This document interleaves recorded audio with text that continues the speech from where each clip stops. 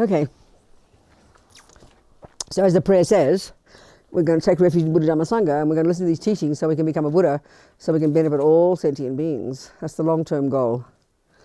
Sangye charang soke chognam la, jangcho baru dagni kyab suchi, dagi chernyen gi pesonam ki, drola penche, sangye drupa shog, sangye charang soke chognam la, jangcho baru dagni kyab suchi, dagi chernyen gi pesonam ki, drola penche, sangye drupa shog, sangye charang soke chognam la, jangcho baru dagni kyab suchi, dagi chernyen gi pesonam ki, drola penche, sangye Drupha Shog. So now, okay, what from your questions? What did you discuss from your discussions?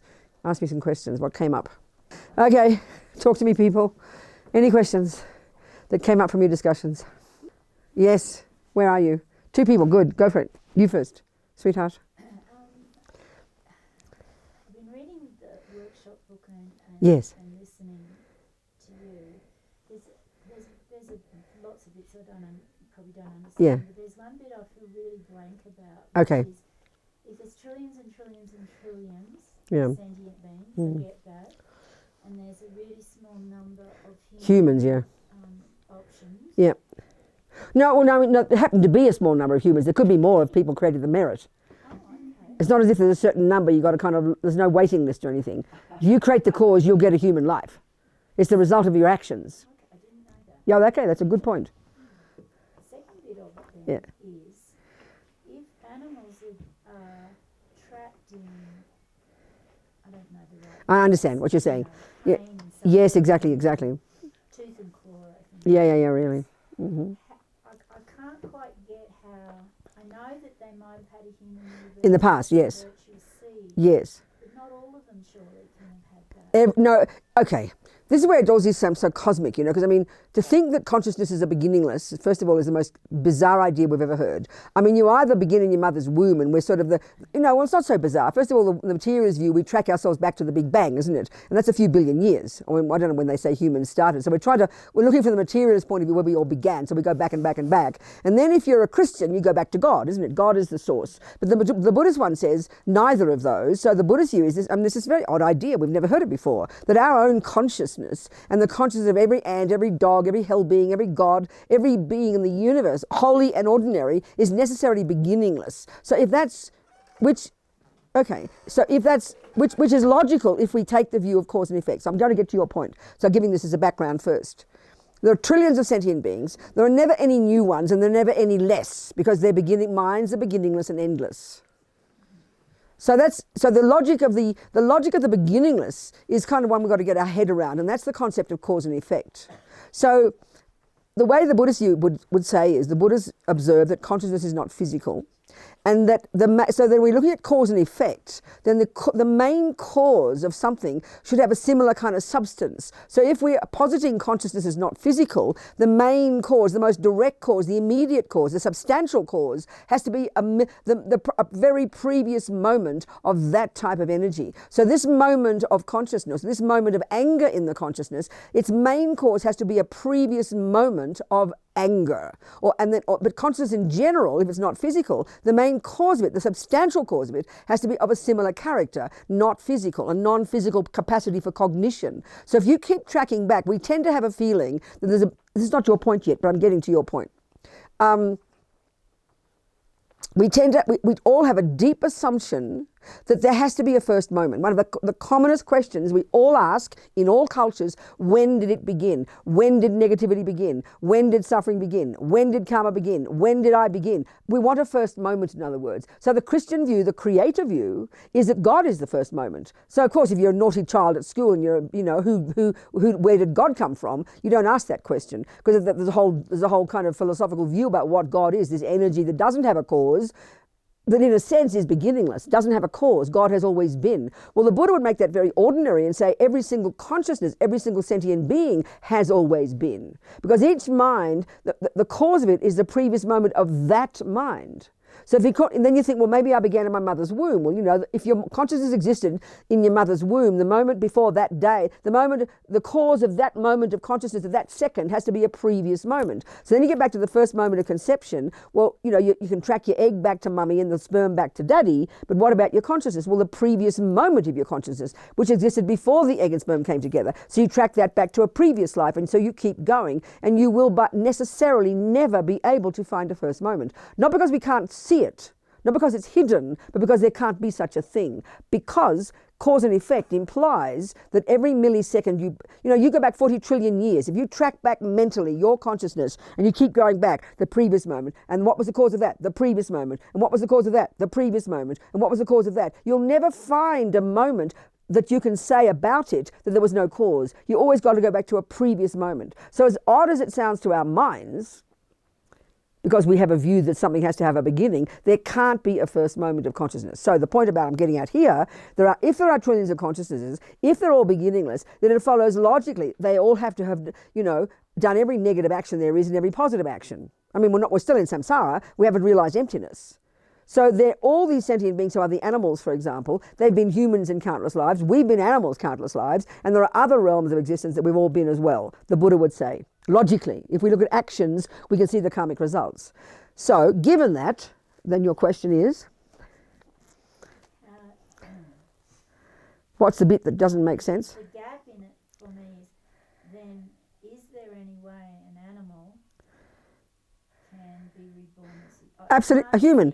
Yeah, absolutely. But the point is, as an animal, you don't have the capacity to create enough virtue, which has to be based in wisdom and also virtue. There's not enough capacity for an animal. It will be very rare for an animal's mind that's so ignorant to be able to create a virtuous action that would be the cause of a human body. But because of their countless other past virtues and in their past human lives, they've got lots of virtuous seeds in there. They've got the seeds of enlightenment in there, but they can't ripen in the animal birth. But at some point, for any one of us, we did take at some point a human birth after being an animal, which means one of our virtuous karmic seeds planted from before, the conditions ripened at the time of our death. And that's why one of the things that the Buddhists would say you can do for animals is, for example, they can't create the merit to become a human, but for example, you could say mantras and let them hear certain holy things which can give an imprint in the mind that can help trigger a virtuous karmic seed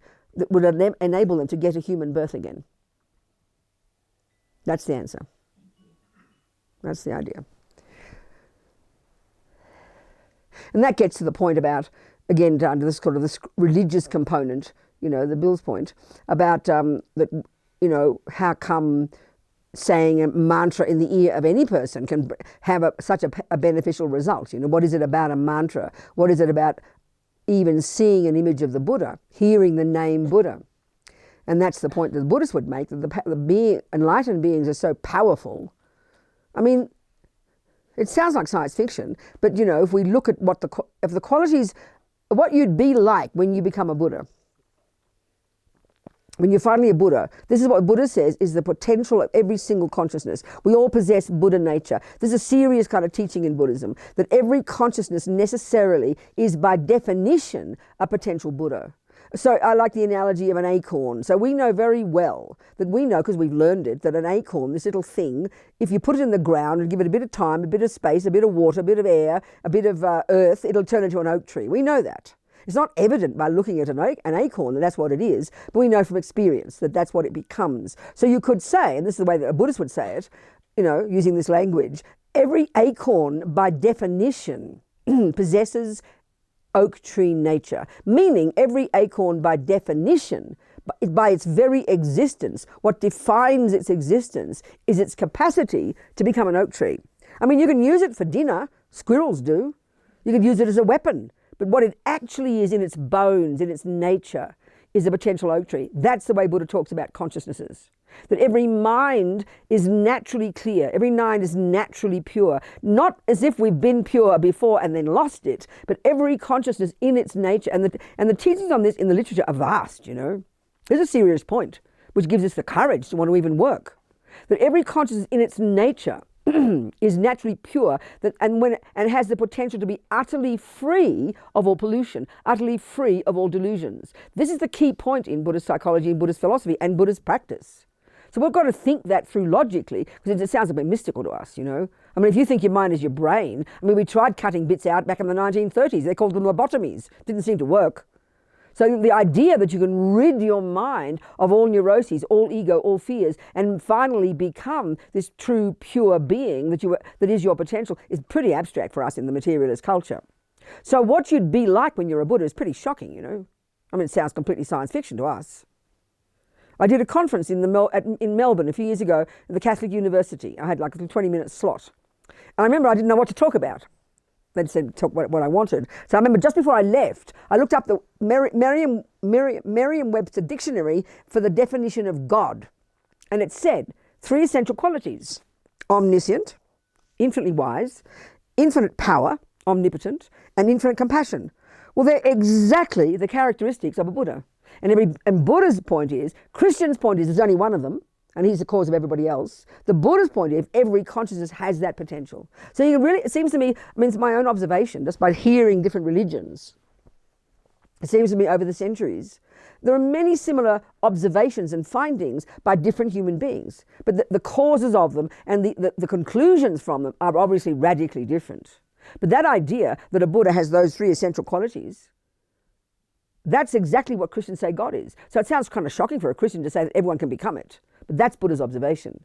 So when you fully develop your mind, which is beginningless and endless, when you've rid it utterly of all delusions and all the imprints of delusions, and you are a Buddha, a Sangye, you would have your consciousness, which is not physical, remember, will pervade wherever there is existence. I mean, as a kid, when I was a Catholic, I was in love with God, and I loved the idea that God was everywhere. I couldn't work it out. I'd look at my homework and go, God is in the margin of my homework. I'd say, God is in the light switch. I couldn't get my head around how God was everywhere, you know. I thought about it and thought about it. And I also loved the idea that God knew everything. I thought that was great. So basically the Buddha's idea is the same. It's his own observation. He said he's become that. So your consciousness, which is not physical, okay? So right now, our consciousness is completely confined because of countless lifetimes of delusions in this bag of bones. We can't see past our own noses. We live at the grossest of the grossest level of conceptuality. You know, we live at the level of conceptuality which doesn't enable us to see anything. And because we so grasp onto the identity of me on the basis of this bag of bones, so our mind is really, really constricted in its capacity for knowledge, for awareness, for cognition, which is its job. So as you progress, as you lessen delusions, you're literally expanding your consciousness. When you then get shamatha and you go onto a subtler level of mind, you are clairvoyant. You continue to expand your capacity for cognition of this mind of yours, which is not physical. So nothing in its nature really confines it. How can something that isn't physical be confined by space or time or matter? It can't. So as you progress, as you lessen delusions and grow virtue, you're literally expanding your mind until eventually there's not an atom of delusion left. Then it's logical that this consciousness, which is not physical, must necessarily be wherever there is existence. How could it not be where there is no, how could it not be everywhere? It's logical. So that's the first point. Second point, you would be omniscient. You would know that which exists. You'd have perfect wisdom that sees things as they exist. That includes knowing the minds of all sentient beings, all their karma, all their past, all their future, perfectly. You would have this infinite compassion because there's no longer a sense of a separate I, that's gone. And you would have this infinite empathy with every one of those beings as if they were you. And you'd have this infinite wish to only benefit them. You'd have the wisdom to do so, and you'd have the power. They call it's omnipotence, infinite power, all powerful. Within the confines of dependent arising, of course. That's what a Buddha is. I mean, that's completely science fiction, you know, that's insane. But that's Buddha's observation. So this is the nature of every single one of us, every sentient being, so every hell being, every god, every human, every ant, every bug, every slug, every Hitler. Their mind has the same potential. And then over countless lifetimes, we've created all these causes. The Buddha would say we've all had countless lifetimes of being highly evolved spiritual beings. There's no actions we haven't done except realize emptiness. We haven't gone as far as that. That's why we're still in samsara. We've been in the God realms for eons. We've been in the hell realms for eons. These states of mind that, according to Buddha, obviously different from the Christian view, because it's not punishment and it's not reward, because no one's there punishing and rewarding. These are, as Lama Yeshe says, hell is not some place where the devil is waiting, saying, ha ha, I'm waiting for Lama Yeshe. No, it's the manifestation of the negative energy of that suffering sentient being.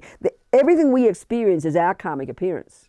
Everything. We create our own realities, our own experiences of sanity and insanity, and even these different realms of existence, the Buddha would say. And there's a whole spectrum of them, from the most blissful states of joy within the peak of samsara to the most intense suffering. And we've all been in all of these realms countless times, Buddha would say. So when we finally cut the root, that's where he diverged from the Hindus, when we can cut the root of the belief in the intrinsic me, that's when we can stop the rebirth, stop the sufferings. Then we achieve our own liberation. Then we add the compassion wing to it, and then we become a Buddha. Then we can help others. I don't know why I said all that, but I said it. I forget what started it. Must have been you. So what's your question, Kevin?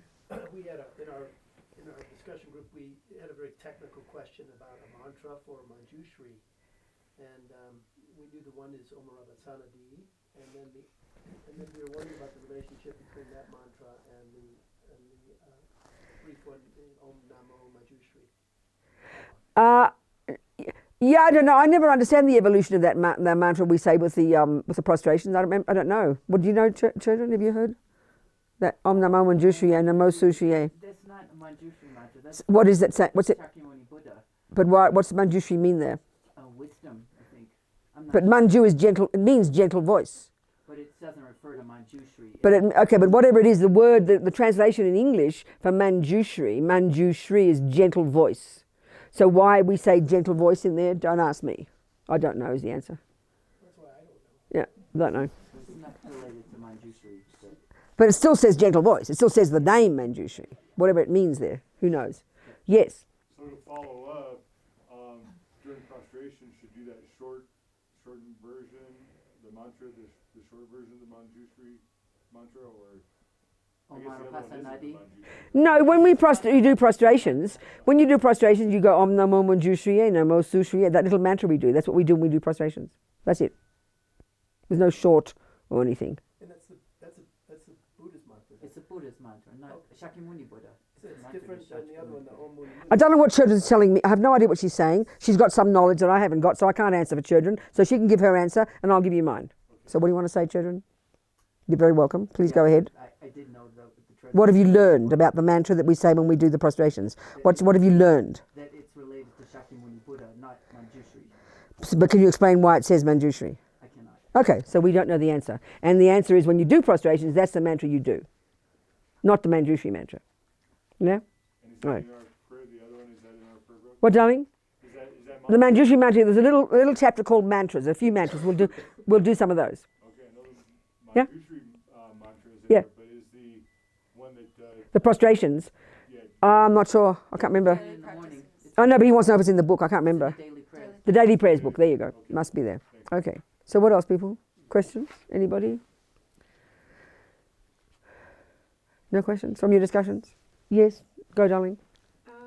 So we had a question, or we were discussing like the relationship between a teacher and or a guru and a disciple. Uh-huh.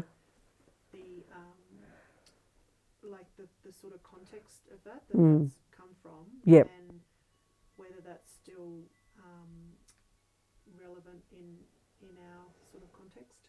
You mean the modern world? Yeah. Well, when I talk about the idea of a teacher, I always use ordinary examples. So I can't see how it's any different anywhere. I mean, I think it's really logical. If we look at our lives, I think there's nothing we've learned to do that we haven't learned from somebody who knows how to do it. Would you agree with that? Yeah. Well, isn't that a guru? Guru is just a Sanskrit word for teacher. But isn't there like sort of a level of devotion that's required where you don't see that your guru can do anything wrong? Yeah, of course there is. But that even follows logically in everything, I'd say.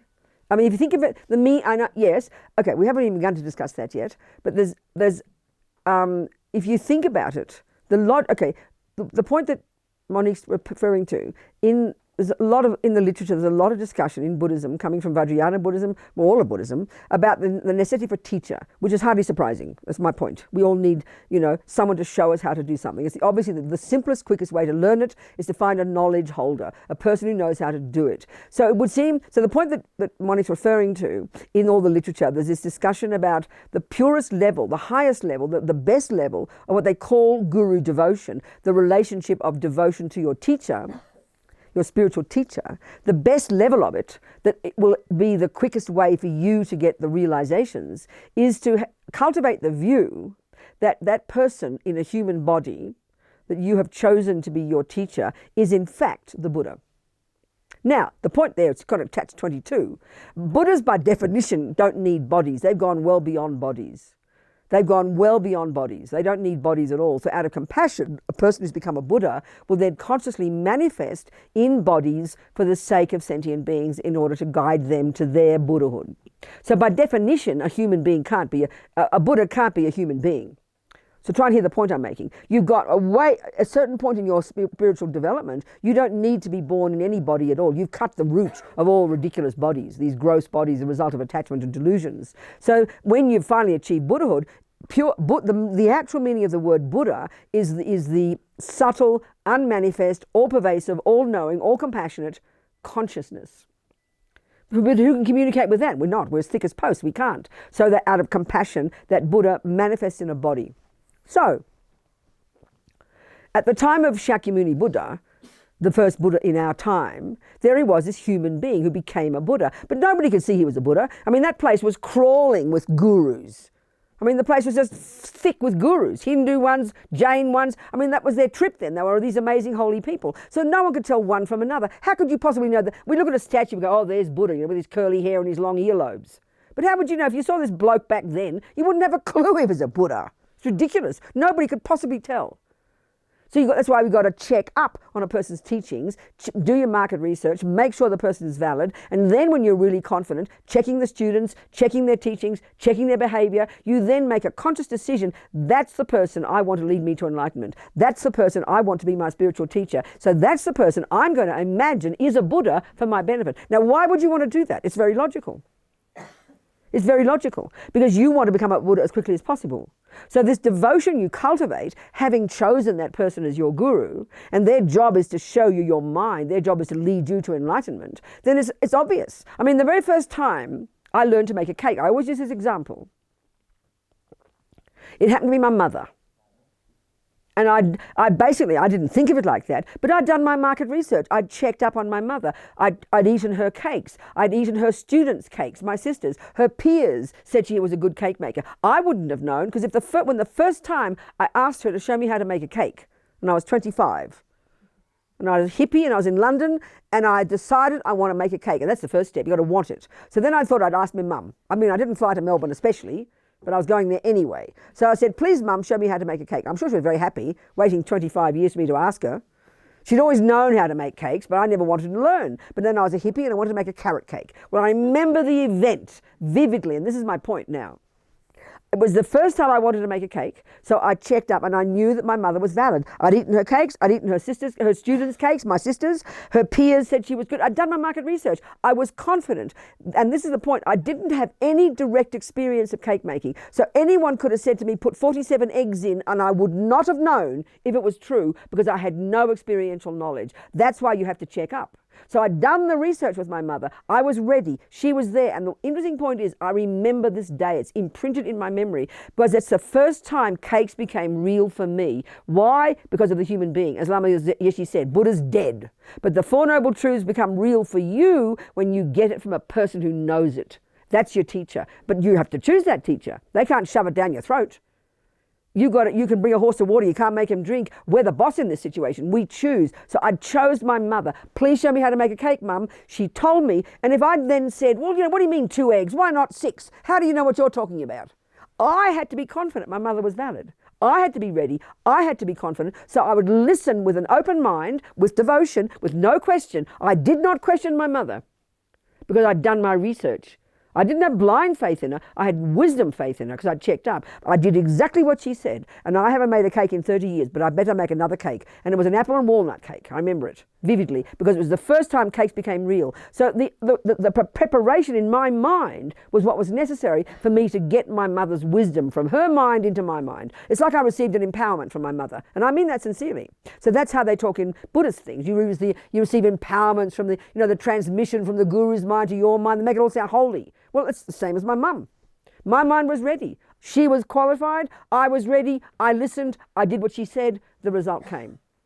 So imagine if I found fault. And this is the point. Our deluded mind now, we always find fault. We're separate from everybody, even if it's our best friend, and we're talking to them. We're already in our mind criticizing them as they're chatting away, Oh, she's a bit fat now. Or she's talking too much. Oh, yes, Mary, as you're smiling, listening. We always are finding fault. It's the nature of ego to find fault, to separate ourselves from others. So this idea of devotion, I sort of mentioned it casually, I think, a few days ago.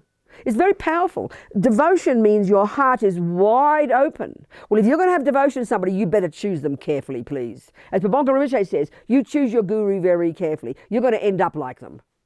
So that's the point. If I'd been naive and asked my mother to make me a cake because I thought, it's the cheapest way to do it instead of paying someone, and she told me how to make a cake that was crummy, I hadn't done my research. And that's what I learned actually. It's very interesting. When I did martial arts, and when I was a feminist, and I was living in New York, and I'd done karate already, and I wanted a women's dojo. It was reasonable. I was a radical feminist. I wanted to do a bunch of other women, So I chose this dojo, and I studied for a year there. Then I went back to Melbourne, and I joined another dojo. I couldn't find one with women. By that point anyway, being a feminist, I'd made a decision that I couldn't keep hating half the human race. It was a big kind of move for my mind, right? This is a serious point. So then I found this dojo with a male teacher, the same school of karate. And I told him I was in whatever level belts, and he put me there, my first class. And after the first class, he came in and he said, you got to go back to the white belts.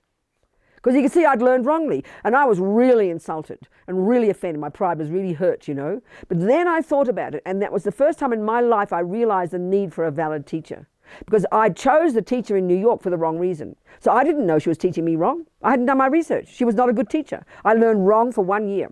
So I had to go back to basics. And that's when I realized the necessity for a teacher and to check up and have confidence that you've got the right teacher. And you have to do that because you can't tell who knows anything. So I couldn't, so then, okay, for me, Lama Yeshe is my guru. Lama Zopa, they look like human beings to me. They look like Dalai Lama's like a human being. I can't tell if they're Buddha. I have no idea. So why not have the view once I've checked up, once I'm confident, and if I think Lama Zopa is the Buddha, then obviously everything he tells me to do will be perfect advice, and I will do it. And who is the beneficiary of that? Me. It's really logical, but it doesn't sound comfortable for our minds. Are you communicating? Mm-hmm. It's not easy because we rather find fault. The other one is we rather believe in what we see. So Lama Zopa, for example, he's famous for teaching way into the middle of the night. Okay? He's famous for that. Now he's my teacher. I've chosen him. He didn't make me his teacher. He didn't make me his disciple. I knew him for 10 years before I realized he was my teacher. He just sat around twiddling his thumbs until I got ready. Then finally I realized he was my guru. So then the hard work started. So now I've chosen him to be my teacher. That means I see him as the Buddha. So if he's a Buddha, by definition, there's no delusions. There's no delusions. That means whatever he does has to be for my benefit. It's a really powerful teaching. It's a very powerful way to see it. It's so personal, and it makes you quickly smash ego. So there I am sitting there at 3 in the morning, going crazy, because I can't stand sitting cross-legged, wishing he would end, and he's doing one more, yet one more prayer, and an hour later, more prayers, and you just never ends. You want to go mad. So the easiest thing in the world is to blame the person. Doesn't he know we're tired? I mean, this is the point. So if you're really trying to work on your mind, you're trying to recognize what delusions are there and go against them. That's your job. And that's the job I gave Lama Zopa. I gave him the job of showing me my mind. So instead of unhappy, doesn't he know we're tired? Thank you, Lama Zopa, for showing me my pathetic mind. Then who's the beneficiary of that attitude? Me. So it's really just but it's not easy. We'd rather find fault. We'd rather blame out there. And then you have all this, then we're naive and stupid when it comes to spiritual things. We'll believe anything anyone tells us. I mean, I told you that story about a friend of mine in New York, Indian from this continent, and her ex-boyfriend, made a movie about his experience of pretending to be a Hindu guru and starting an ashram in America. Everyone lining up, having faith in him, asking him to be their guru. And he announced that the whole thing was just a ploy, just to show how stupid people are. He was not qualified, but because he looked like a guru, sounded like a guru, smelt like a guru, they thought, oh, he must be a guru. Please be my guru. He had no qualifications. So when it comes to spiritual things, I mean, we've got far more intelligence in choosing a cook than a spiritual teacher. We'd lose all common sense. Anyway, some of the things in there I said make sense? Okay. But it's hard. Because we don't like to see our minds. I remember even Mr. Lee, my Kung Fu teacher, later on when I became a nun, and then 10 years later I did more Kung Fu, or a few years later, when I was a nun in London, and I chose Mr. Lee, my Kung Fu teacher. But that time I did my market research, and I could really see he was a good teacher. I went to some of his kids' classes. It was amazing to see these kids, really incredible. So I chose Mr. Lee to be my teacher. Well, I mean, the point is I was I was a devoted student. I went 6 days a week. I mean, he taught 7, I would have gone 7 days a week. There were 3 of us who were like the teacher's pets. 2 boys, one was 14 and one was 19, and there was me, this 42-year-old Buddhist nun. They didn't know I was a Buddhist nun though, I wore lay clothes. So we were the 3, I felt like I was 15 years old, we were the fanatics who went to every class he did. We were like the teacher's pet, We'd go to McDonald's afterwards in Chinatown and eat 4 pounds of chips after class, I wouldn't eat after noon because I wanted to have an empty stomach when I did training. I trained, when I was working for Wisdom, 3 hours every day. I was in bliss, So Mr. Lee was my teacher. So he would scream at me. I was honoured he screamed at me. I didn't want to sue him because he was not stupid. He could tell I wanted his karate, his kung fu. I go 6 days a week. The man could tell I wanted his kung fu. I was sincere. So he pushed me to my limit, and I was really honoured. It means he really cared, and that means he really pushed me. I wasn't insulted that he shouted at me. I felt really proud. I was honoured because he knew I wanted his kung fu, so he wanted me to to do the best. So he pushed me to my limit. I'm very happy about that. That's the guru's job. If you're interested in the Dharma, and my lamas from the beginning, my Lama Yeshe dumped me in the deep end in the beginning to show me my mind. I was so delighted. It's hard work. It's hard work. It's the hardest work we'll ever do. But that's why we need a teacher. And I can say with absolute certainty, whatever I've done as a Buddhist, I could not have done it without the presence of my 2 teachers. There's no way in the universe. No way in the universe. Not possible, I would say. Is it making sense what I'm saying? People? Yeah. What else?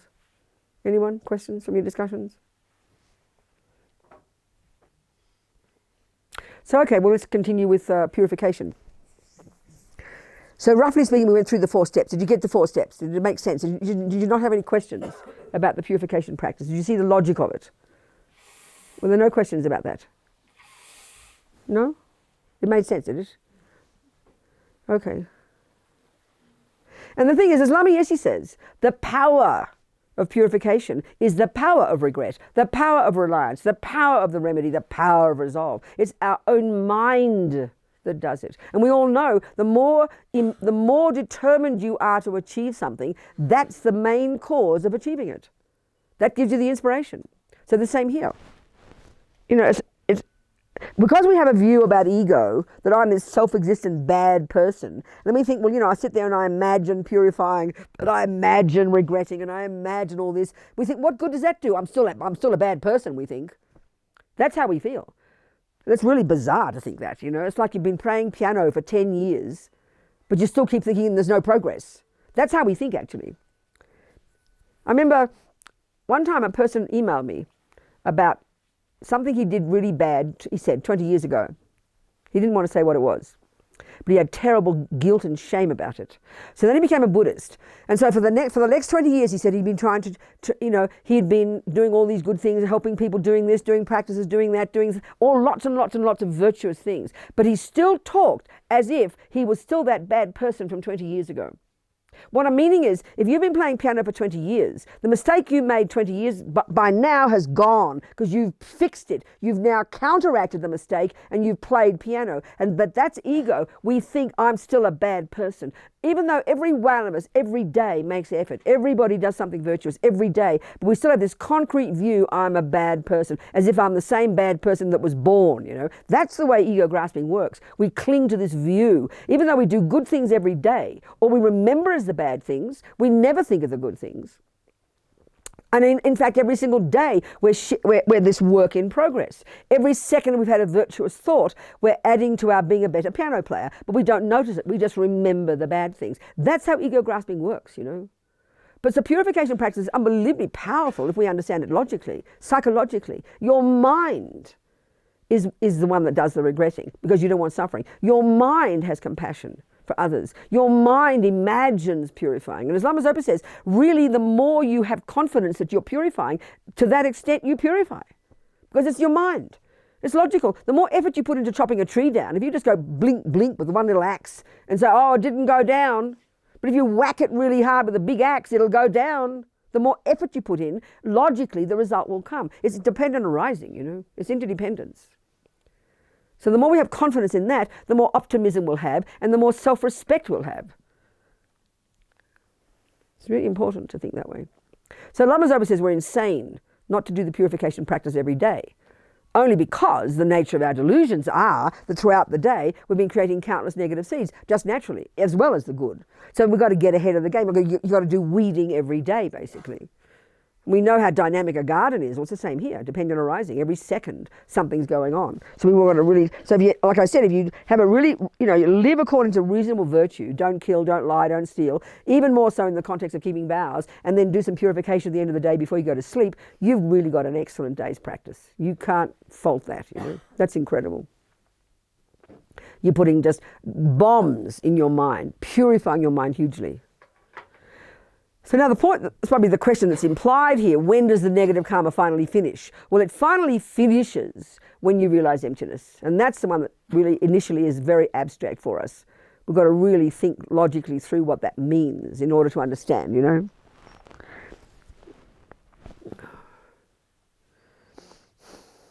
Have we talked about emptiness yet? I can't remember. Not really. We didn't. Okay.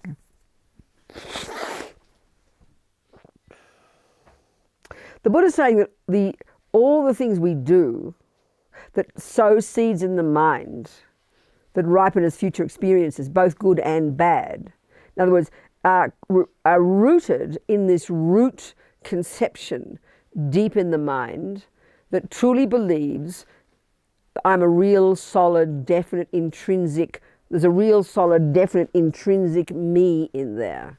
So we don't think we think that, but we so assume it and we act upon the basis of it, of that belief. And that's what Buddha says is what keeps us locked in samsara, locked in this constant process of sowing seeds and bringing fruits, you know.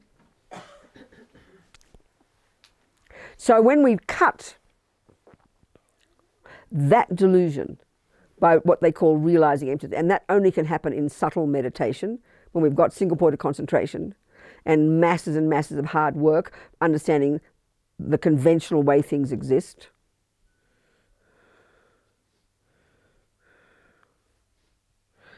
I think we're not going to talk about it yet. Didn't we talk about something? We didn't mention anything about emptiness? A little bit, didn't I? Okay. Anyway, just the point now. That's when we finally cut the root. And that's what cuts then attachment, cuts aversion, and all the other delusions. And that's from the okay, they will say that's the thing that the Buddha would say we've never done until now. We've had all these realizations, we have great powers, many spiritual realizations, amazing. But we haven't gone as far as cutting the root, cutting the belief in the assumption of an intrinsic me. This deeply ingrained, primordially held viewpoint that the Buddha says is the deepest lie of all. So when we have our first moment, what they call your first direct insight into the reality that there never has been, isn't, and could never be that kind of self. In subtle meditation, that's the first moment of our realization of emptiness, quote unquote. And from that second, we begin our climbing out of samsara into nirvana. We've got more work to do, but we can't fall back after that. We stop being an ordinary being and we now get called a superior being. We've got the direct insight into the way things exist, ultimately. These words are very abstract for us. We don't talk like this, you know. But this is the Buddhist view. And all the teachings we're discussing so far, karma, about the mind, lead us to that. Lead us to that. Lead us to this. Prepare our minds to understand how things exist. both conventionally and ultimately. And of course it's abstract for us, we don't talk like this. In fact, this the sense of I that we have, this vivid feeling of some little I in there in the middle of our chest that kind of runs the show and is this and does that and thinks this and wants that, and all that vivid feeling of a definite, solid, intrinsic me is so ingrained and natural within us, it sounds just plain silly to say that there isn't such a me. It sounds weird. We can't understand. We can't even hear the words properly, you know. So we seem to be talking about it whether I like it or not. So just let's have a little look at that. We'll keep coming back to it. So this is why preparing ourselves in junior school by thinking about karma, which as I mentioned is a first example of dependent arising. This is kind of the shorthand term they'd use in Buddhism for how things exist conventionally. And Buddha presents 3 levels at which things exist conventionally. And each of these levels is where at these points is where he diverged from the prevailing views at the time, where he argued with the prevailing views that there was, in the Hindus, and there's many views there, I'm not trying to insult them, but where he diverged from them was on this final point about what exactly is the self and what is it not. As His Holiness the Dalai Lama said, it was these amazing Indians more than 3,000 years ago who were the ones who began the investigation, the internal investigation of the nature of self. Amazing, amazing beings, you know. Well, Buddha went as far as he could go there, and they posit that there is an intrinsic, permanent, unchanging, uncaused Atman, they call it, self. The Christians call it a soul. The Greeks call it an essence. There's always something that in all these great thinkers and philosophers, there's something that they posit that is there, that's the intrinsic me that does things and has things and becomes things and is things.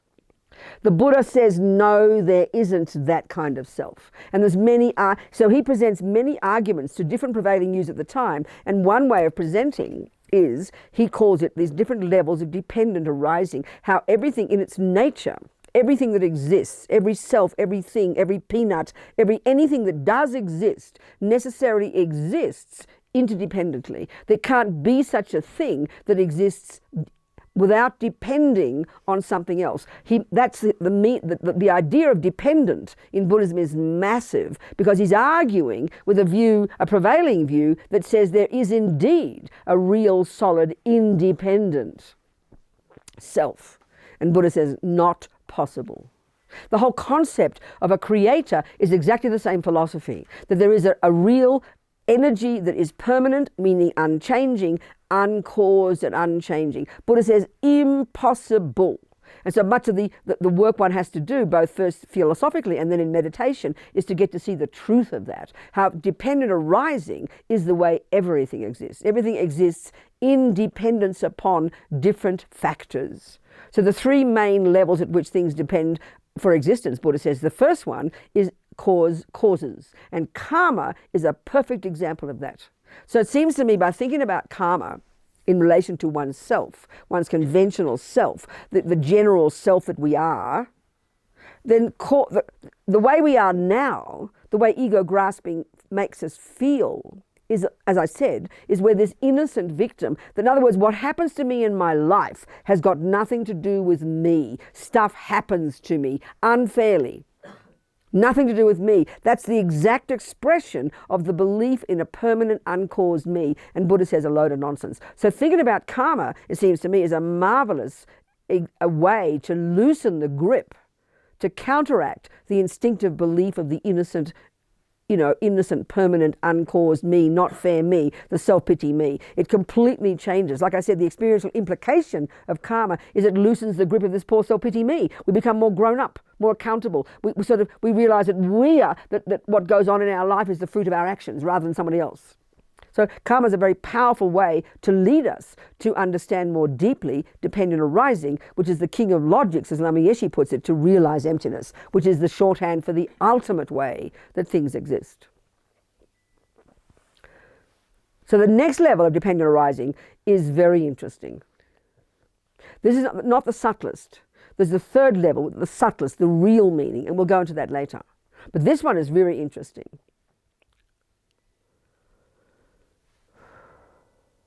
Basically what Buddha's saying is that because of this ego grasping, which is the colloquial term for this ignorance, ma-rigpa, this root ignorance about the way things exist, known colloquially as ego grasping or self-grasping, having that deep in our bones causes us to totally believe that in here somewhere, you know, within the parts that make up each person, body and mind,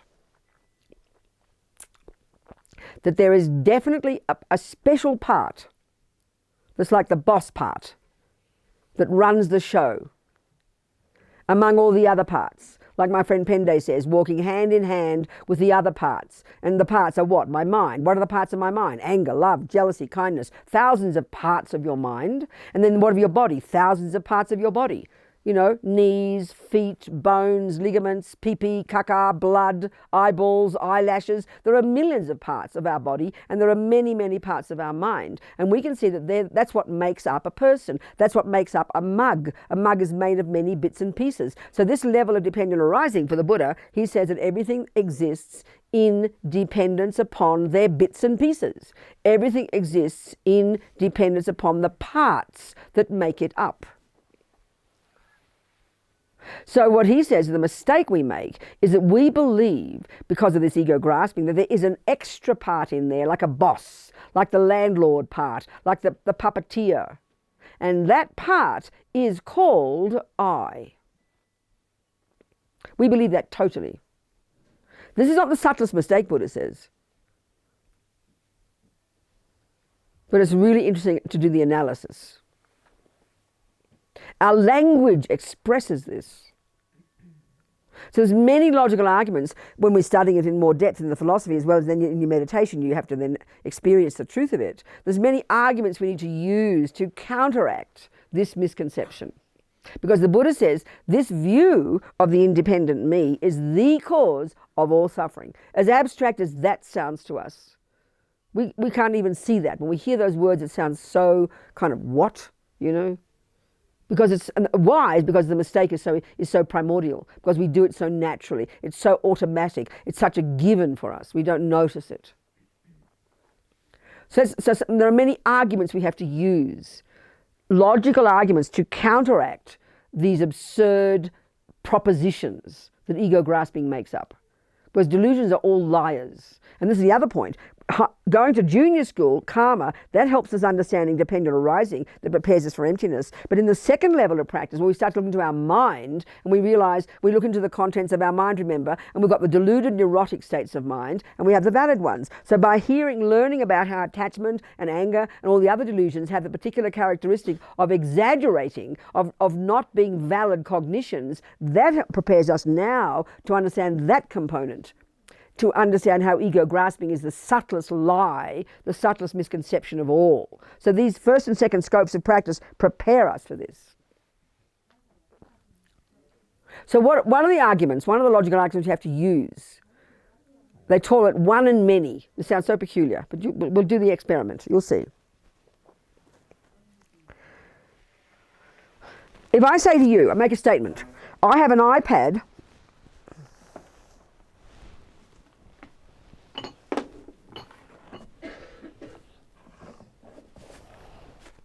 a table and a cup. Forget the lid and forget the saucer, okay? So obviously when I say those words, and you know the meaning of those sounds that came out of my mouth, and where the sounds come from, your eyes will go there, and then you will immediately, that's what we do, you'll immediately verify that what I just said is valid. So here we're talking conventional reality. And this is what we have to do first. But Tsongkhapa presents this whole teaching about emptiness in the framework of the two truths, as they call it. Conventional truth, ultimate truth.